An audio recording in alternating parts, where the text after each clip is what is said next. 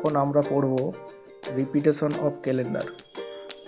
মানে কোনো সাল সেই বছরের ক্যালেন্ডার, কোনো সালের সেই বছরের ক্যালেন্ডার সেম টু সেম কত বছর পর একই হবে, সেটাকেই বলে রিপিটেশন অফ ক্যালেন্ডার।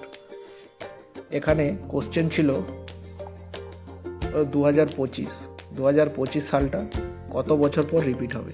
তাহলে এই যে লাস্টের দুটো ডিজিট আছে ওটা 4 দিয়ে ভাগ হবে। এটা যদি লাস্টে 00 থাকে তাহলে এটা পুরো সংখ্যাটা দিয়ে 400 দিয়ে ভাগ হবে।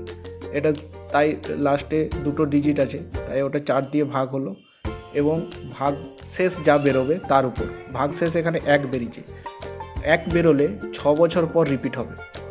আর ভাগশেষ যদি কোনো লাস্টের ডিজিট ধরো 2 বা 3 বেরোলো তাহলে হচ্ছে 11 বছর পর রিপিট হবে।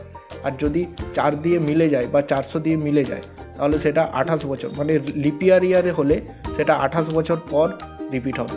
তাহলে এখানে 2025 সাল ছিল, 2025 সাল প্লাস এখানে 1 ভাগশেষ আছে, তাহলে 6 বছর পর রিপিট হবে। তাহলে 2031 সালে রিপিট হবে, সেম ক্যালেন্ডার হবে। এটাই ছিল।